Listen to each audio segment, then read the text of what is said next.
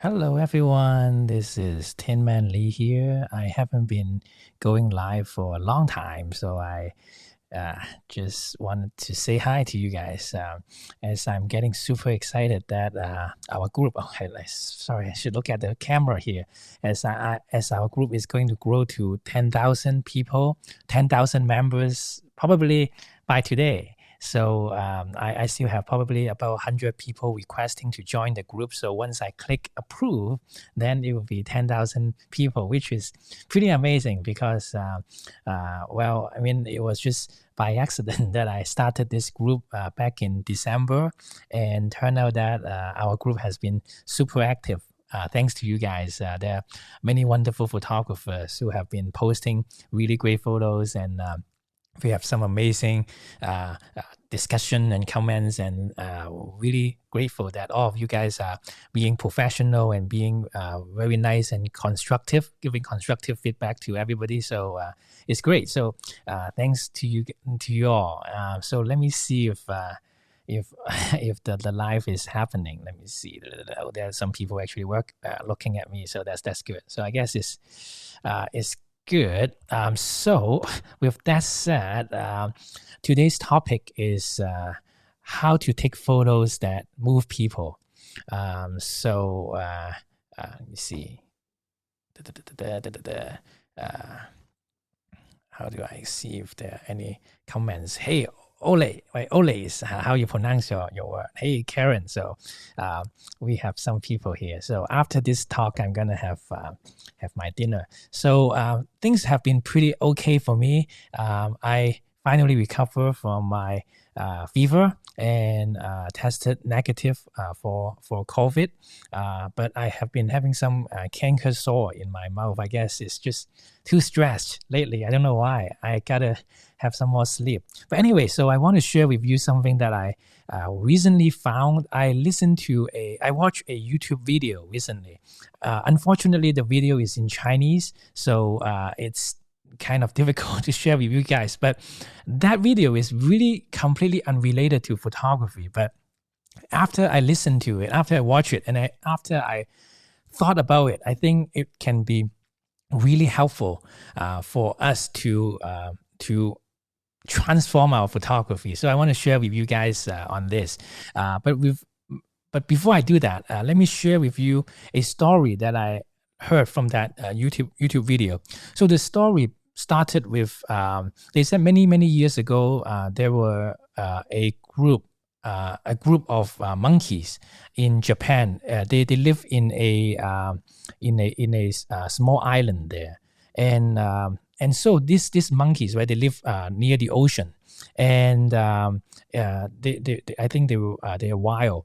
And so there was a biologist who were observing them. So just imagine, right? This group of monkeys, they play together, they live together. It's a whole community, right? I don't know how do you call a group of monkeys, right? I know you call them a herd of elk, right? But I don't know how do you call that society of monkeys. But anyways, so this one day, a monkey, he got a apple. And right before the monkey started to eat this apple, by accident, the apple slipped off his fingers, and then it fell onto the ocean, fell into the water. So this monkey immediately jumped into the water to pick it up and eat it. And guess what happened then? So, the apple is kind of sweet, right? And when it was dipped in ocean water, right, it becomes salty, and turn out that taste, right, with some sugar added to some salt, it tastes pretty good. And so this monkey, after the monkey tasted that apple, he started to keep doing that. So every time he caught any fruit, he would throw it into the water and dip into the ocean water before he eat it. And within a very short time, the other monkeys were following this monkey, and they all started to throw the fruits into the water before they eat it, right? And so it was pretty amazing. But one thing that really shocked that biologist watching them is within a very short time, another place, which is a few hundred miles away from these monkeys, another group of monkeys suddenly started to do exactly the same thing. They started to throw their foods into the water. But there was no cell phones between them. They couldn't call each other. They couldn't communicate, right? And so there was absolutely no way that this group will know the behavior of another group. But somehow they were doing this thing exactly the same. So it was something that was just beyond amazing. So later, this author he did a lot of research, and he found out that this is actually there is someone who actually researched some kind of this behavior. So and the person is the famous Carl Jung. So what happens here is so this is by the way this story is really related to photography. That's why I wanted to talk to you guys about. So what is going on, right? Why these monkeys were able to communicate with each other? So it turned out that Carl Jung mentioned that even for humans or for all the animals, right? We have 3 layers of consciousness. So the top layer is the typical consciousness, the typical awareness. Okay, so you all get that, right? We are all conscious, right? We are aware of what's happening around us, right? And then the second layer is the subconscious layer. So the subconscious layer is like, for example, if you are walking in the street alone, right, and suddenly you feel that someone was watching you from behind. You even though you didn't have your eyes behind you, but you could feel it, right? And anybody here was able to feel it. So so that is kind of the meaning of subconscious, right? We always have I feel something. I'm sure that is happening. So that is the subconscious, right? And Carl Jung mentioned that there was actually a third layer. The number 3 layer is called collective unconscious. And anybody here, any psychologists here heard about that? So this collective unconscious also means group subconscious. So what it really means is that what Carl Jung said is that all living things, all humans, all these animals, we are all connected with an invisible layer. So just like the monkeys, there is something that you never need to teach each other, but somehow if one group is doing something, the other group also feels it. So it is almost like something it is within our DNA that somehow once it got awakened, then all the people, like even different people in different continents, people who had never met with each other, they would feel something, they would know something. And this is something that I still need to explore more deeper. But this is, I think, what we need to master in photography or in any kinds of art, right? Because ultimately, we want our art to first, we gotta be happy with our art, but secondly, we want to use our art to move people, right? As I mentioned to some of my friends before, if I am very happy, and if I tell you, hey, I'm very happy right now, you can really feel it, right? But because just this term happy, you can, and the only way to really communicate that feeling with another person is you tell a really strong story, or you tell them through the art, right? This is what really means about using our photos to move people. So anyway, so that video ended with something really interesting that I want to show you guys, which is some music. So for example, you guys heard about the C major, right? The sound. So I actually downloaded an app here. So this is the app in my iPad, right? So let me play with you 2 notes. I think a lot of you might have heard of it. So if I play this C major, right? So this is the 3 keys, and then if I press it together, right? Like this one, you can hear it, right? So if I press the 3 keys together, it's a chord, right? It's the C major. Okay, so if I change it to a C minor, which is these 3 keys, So it's just a minor change of one key here, but when I press it together, then listen to it again.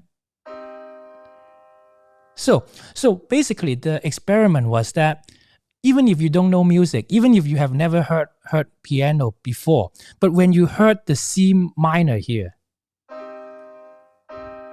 and compare it with the C major here, the C major always, almost not always, but most people when they hear the C major, they feel happiness. But when they hear the C minor, they will feel a little bit of sadness. So this one, so this is happiness. There's a little bit of sadness in it. So this is what I think what Carl Jung means on the the collective unconscious. So this is just a basic note, right, in music, but somehow it was able to communicate the feeling to people. And there was a song, there was a music made by Bach, right? And Bach, at the time, I think Bach just lost his wife, and all the music, all the chord in it is in this sadness feeling, and he was able to convey that feeling with the people. And I think in photography, it is exactly the same thing.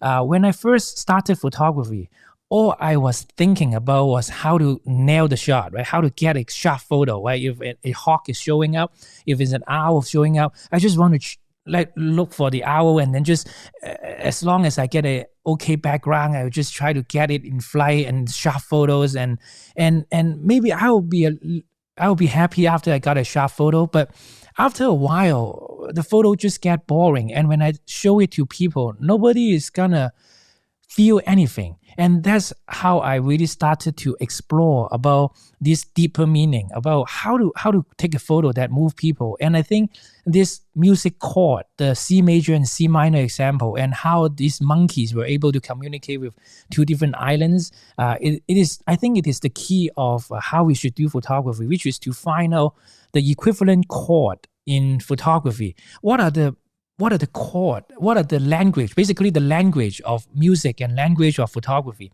If we know how to tell the emotion, the language in photography, then we can communicate. We can move people on that. So that is something that I really want you guys to think about.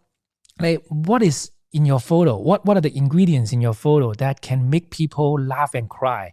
And if you don't know about this missing the hidden chord, just like the C major and C minor, it will be very difficult to move people. And if you know them, it will be a lot easier. So I want to end it with a few photos that I want to show you. So when I posted this photo of a mother bear and the cub, I'll just let you take a look at it.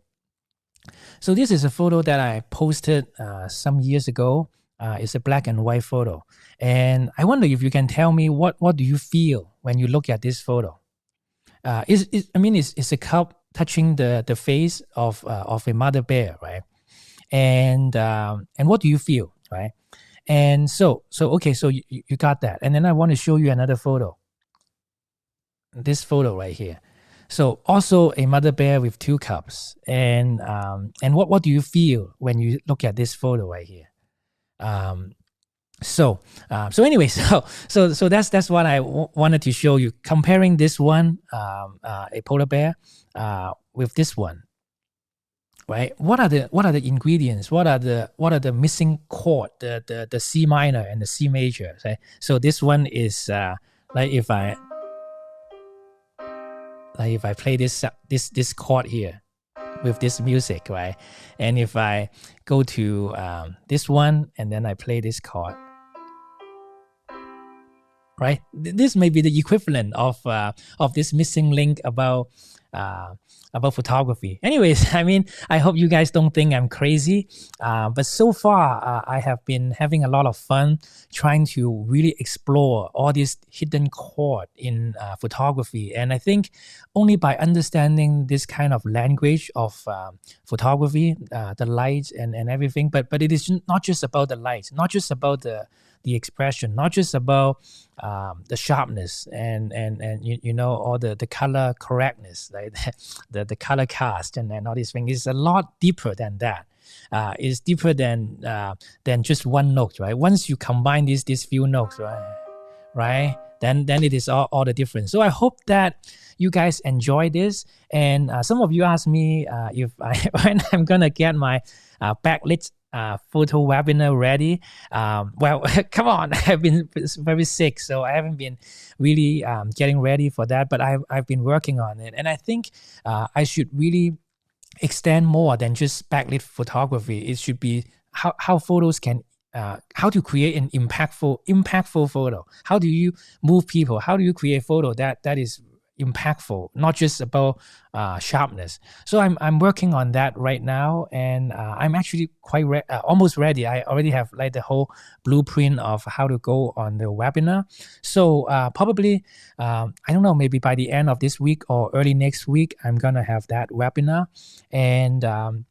And so once that webinar is ready, I'll post the link to you. But in the meantime, I actually have, some of you may not know, some of you who just joined this group, I do have a 1-hour training webinar at tinmanly.com/webinar, where I talk about some of the stuff like that. Like, how do you move people? How do you learn these missing language of photography, that the chord, based on master oil painters and all these things. So you can take a look there, because I'm going to put it off. I'm going to delete that webinar once the new webinar is up, and there are quite a lot of useful information there. So definitely check it out, tinmanly.com/webinar. And just to be fair, I do have an offer at the end of that webinar, where you can choose to work closely with me if you do choose. but that's of course of course it's all based on your whatever you want. But that webinar has a lot of good information to you, and I do have probably right now more than 100 clients, members that I'm working closely with, and we're having fun time every week. We have like 2-3 hours non-stop coaching calls, photo critique sections every Saturday. So would love to have you. But anyway, so that webinar would be very useful to really explore about that secret of the happy bear and this bear right here. So anyways, good to see you guys. And before I end, I just want to see if I have any ideas. So hey Steve, hey, good to see you. So Steve is here. So Steve is the founder of Nature's Best Photography. So I'm very honored to have you. Yeah, we need to catch up, Steve. I do have something I gotta tell you. And let me see what else. Yeah, some good stuff. So we'll catch up offline. And Bob, thanks. Yeah, thanks for your support all the time. And I need to talk to you about one of your photos recently. The egret with the catch. I did see that. But we need to catch up later on that. But I think I'm getting there. I think I'm getting there with this concept, with the music chord. And also recently, I also find out the secret about the checkerboard. You see, remember the checkerboard example about how the human vision and how our brain reacts to what we see, and how come the absolute value of the intensity and the luminosity and all these values are very different from how we interpret things and how we feel about things. And I think if we do understand that missing layer, like how our eyes are looking at the photos and how our brain are reacting to the photos, that would make a huge difference on the overall thing about how to create impactful photos, right? Because I mean, everybody who joined this group, right, I hope you have the same mindset as me, which is to take great photos, to create an impact, to save our animals and save the habitat, right? This is like the overall goal. All about the sharpness and everything is very important, but I think we all have the same mission, which is to use our photos to make a difference in people's life and really help the wildlife. And in order to do that, there is like no more important time than nowadays, right?